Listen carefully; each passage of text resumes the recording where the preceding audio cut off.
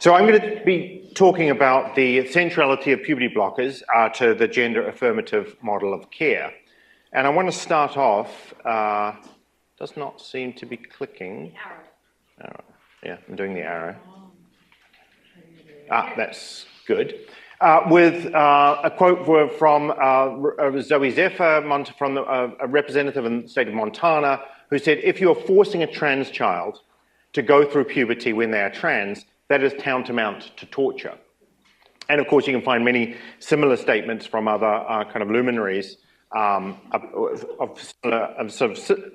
I think what's remarkable about that statement is that it really wouldn't have been even comprehensible more than 25 years ago. In some ways, it's what are the conditions by which that can be a meaningful statement? So I want to talk about, first of all, the trans child, and then secondly, puberty.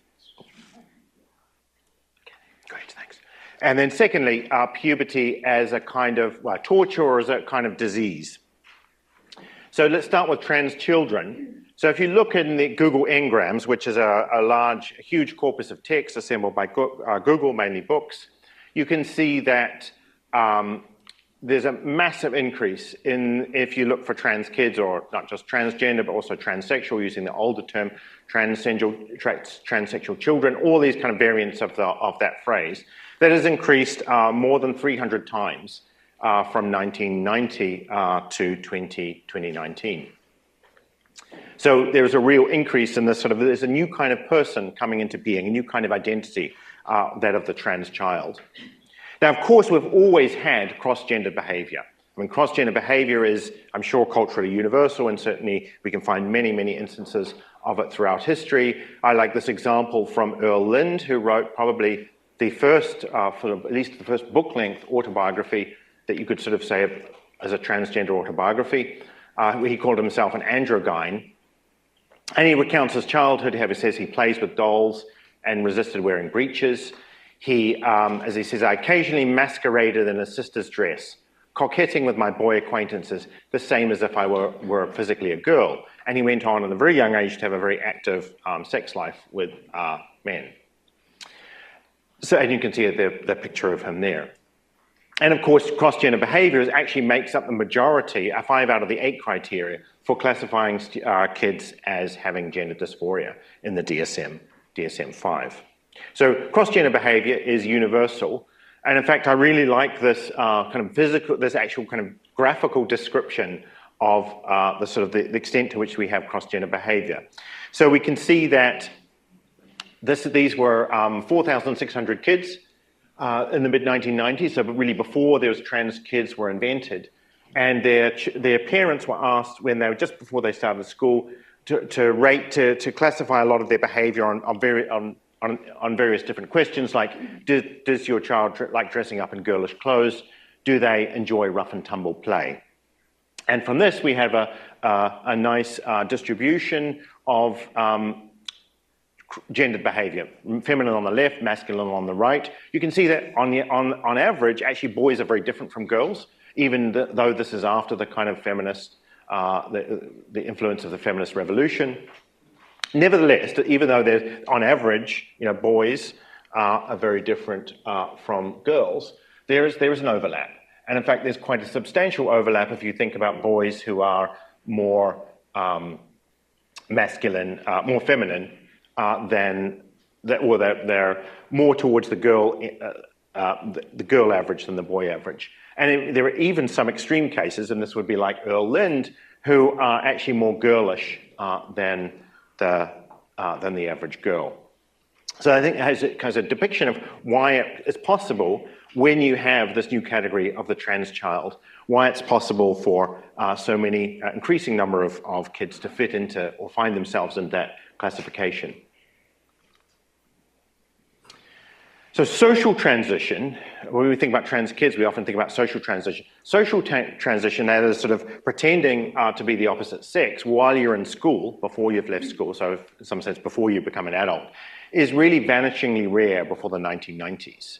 So Jill Peterson wrote a whole book on histories of the transgender child, where claiming that you can find transgender children throughout history, but actually when you look at the actual evidence that is presented in that book, there's very few cases. Almost all those cases are retrospective accounts by adults talking about their childhood, but they're trying to convince the psychologist or the medical practitioner that to give them the kind of medical treatment they want. So we have to sort of put a big question mark over those accounts. There is one that is very clearly correct, which is from the, I think this is from the 1980s. 16-year-old Georgina was supported by the first children's gender clinic at UCLA, was enrolled with the support of the clinic in the new school as a girl. So in some sense, that was absolutely socially transitioning.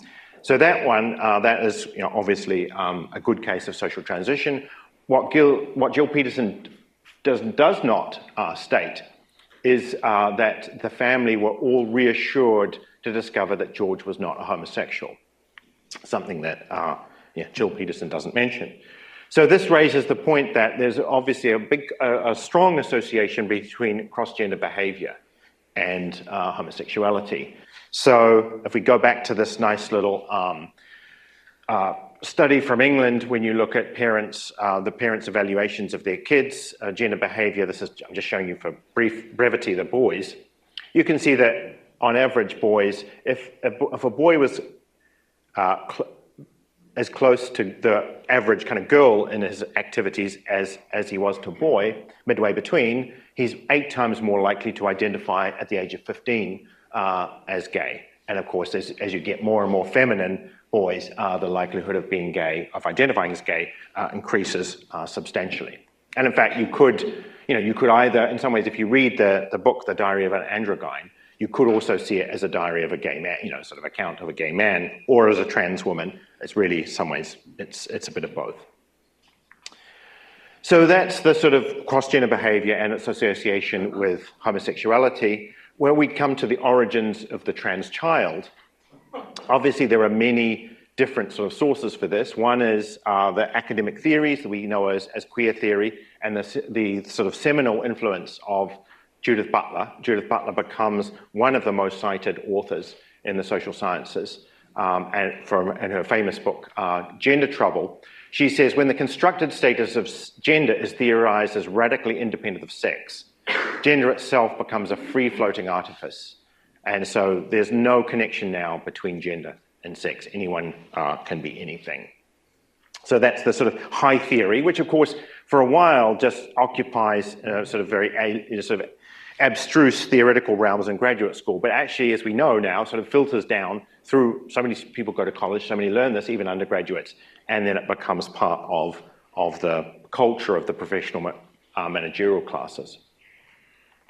Second, of course, there's a kind of new communications technology, which is the internet, what Stephen Whittle, probably the most successful political activist, transgender political activist in Britain, calls that, in a sort of an interesting pun, the Trans-Siberian Mailway, and talks about how crucial it was for these, even before the World Wide Web, just these kind of Usenet groups. Stephen Whittle was particularly involved in the FTM community, and FTMs discovered themselves through this new communications technology.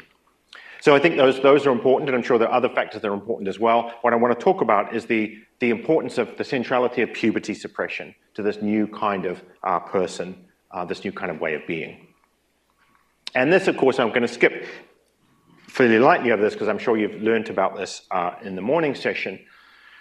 But the real protagonist here, and I think she is equivalent in importance to Judith Butler, is Peggy Cohen-Kettenis, the psychologist who founded the Children's Gender Clinic in Utrecht in 1987, and she is always wanting to lower the age of medical intervention. So when she went to a conference and talked about moving the age from 18 to 16, John Money called her, praised her contributions. This is the bravest contribution of the conference. So in some ways, she took over the baton from John Money. So 1996 and 1998 are the two classic articles that put out the feasibility of endocrine interventions in juvenile transsexuals. And I've used that phrase, juvenile transsexuals, in my article describing the history, because I think it's very important to use that phrase, because it really are, you're not just, of course, what they're thinking of is they're kind of treating people to become juvenile transsexuals, but in some sense, they're also creating this new kind of person, a juvenile transsexual or trans kid. The real convincing argument, really the only evidence that this was good was a case study of one child, or at that point adolescent, and this comes out in the article comes out in 1998, and this is a tomboy, a girl who's a tomboy, very, very masculine in her characteristics, has difficult relationship with the father who wants kind of a girly girl. He's quite a kind of a macho guy. And so one of the endocrinologists at the Amsterdam clinic prescribes triptorelin, the gonadotropin-releasing hormone agonist or a puberty blocker. And it seemed, well, 5 years, for 5 years, the puberty was just paused. And then from the age of 18, very quickly, all the operations and the legal sex change was conducted. And it seemed to be a magic cure, right? It was a magic cure because you were able to transform a girl into a boy and a handsome young man. B reported no gender dysphoria at all. He said he had found the adjustment to the male role to be very easy. So this seemed to be a miracle cure, and this is really what launches puberty blockers.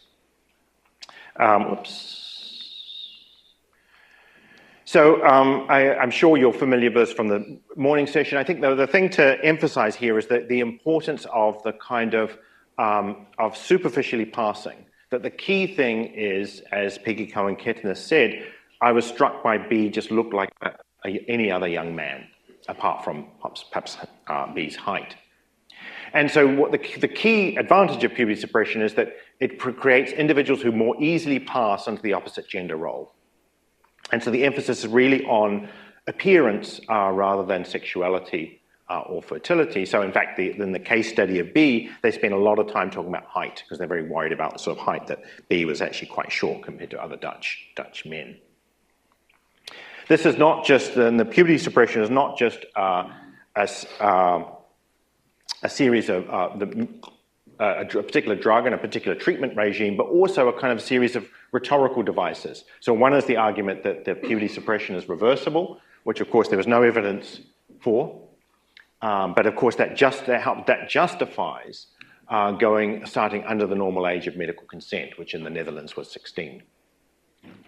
Also, of saying that this is a kind of a diagnostic tool and a treatment, and that persisted, that argument that it was a diagnostic tool, persisted despite the fact that it was very clear from the very early on that everybody who got, or almost everybody who got puberty blockers ended up going on to cross-sex hormones and fully transitioning.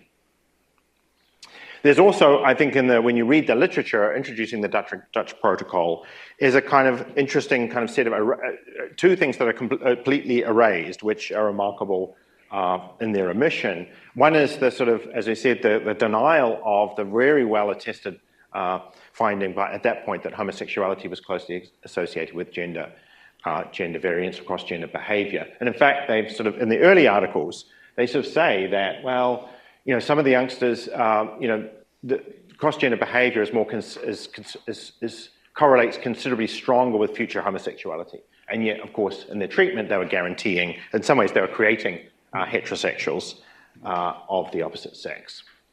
And the other final thing, which is really only applicable to males, is that puberty suppression made having a vaginoplasty much, much more difficult, which the early patients were not told. So this was the Dutch protocol, and it obviously it steadily increased in the Netherlands. So here's, I think, really important to look at the actual numbers here. So in the 1990s, it was still an extremely rare treatment. 1 per year, very, small numbers. I mean, no wonder, obviously they couldn't have a randomized clinical trial when you only got 1 patient per year. By 2017, 170 per year, so it's increased, almost, from 1 to 10 to 1 to 10 to 100, so 2 orders of magnitude, which is a massive increase if you think about multiplying 2 orders of magnitude. And then 2023, there is forecast to be 900 per year, so it's now at 3 orders of magnitude. And the reason why you get that big jump from 170 to 900 is the 170 is constrained by the large numbers not on the waiting list, not unable to be processed by the gender clinics that have been completely flooded. And so now they're thinking we need more and more gender clinics in the Netherlands to deal with these increasing number of trans kids. The international adoption was very quickly, well, maybe not very quickly, but certainly within a decade, it was adopted all over the Western world. So in America, the first kind of gender clinic to adopt the Dutch protocol was the Boston Children's Hospital, and that was Norman Spack was the driving force there. But even before you have this kind of formal protocol established at a children's hospital, there's already kind of, obviously this protocol is well known. And that's partly perhaps because there was a British documentary called The Wrong Body, which came out in 1996, which was at the same time as the first article, and yet they were showing kids, they were taking some girls and young women from Britain to the Netherlands to see this magical new cure. So even before it was being published in the medical literature, it was already, word was getting out and it was being kind of promoted on television. That television documentary had 3 million viewers in Britain.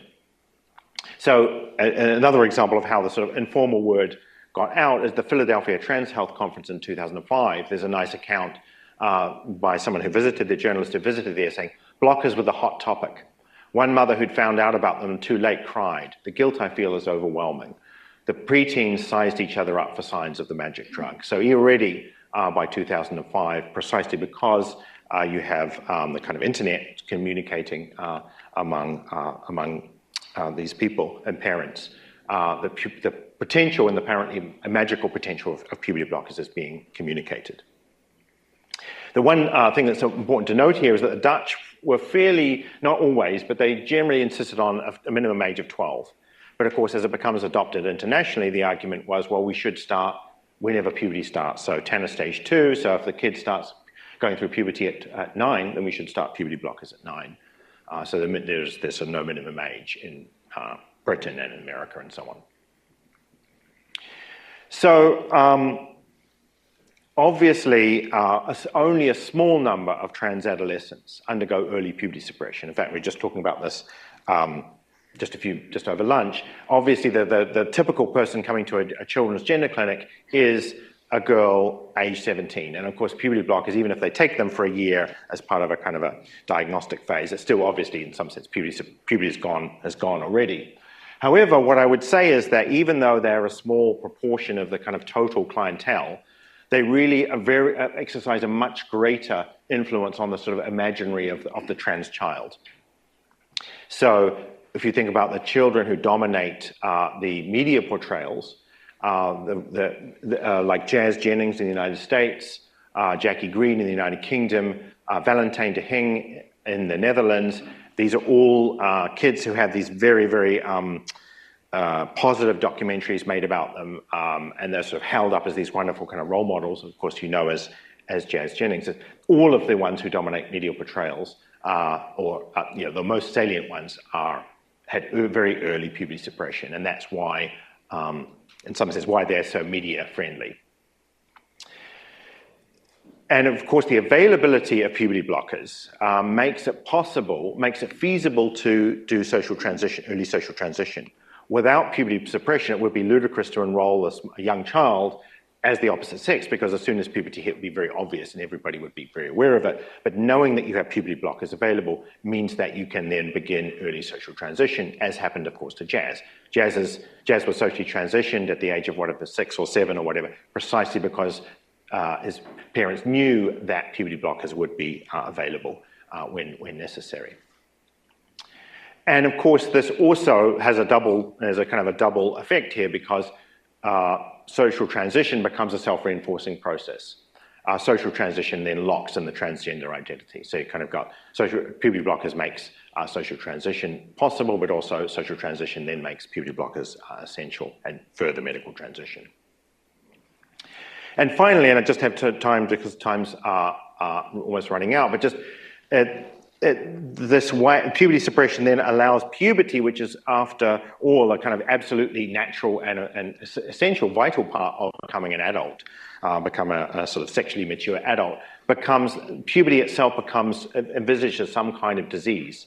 As Annelou de Vries, who is the best student of Peggy Cohen-Kettenis in the Netherlands, who's perhaps the most most highly cited, or one of the most highly cited gender clinicians, says, disallowing puberty suppression, resulting in irreversible development of secondary sex characteristics, in other words, normal adult development, may be considered unethical. And that was the argument that, that she used for why there could be there could never be any randomized clinical trial of puberty blockers.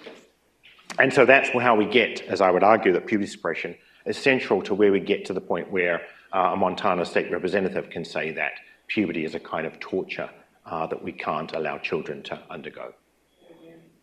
Thanks.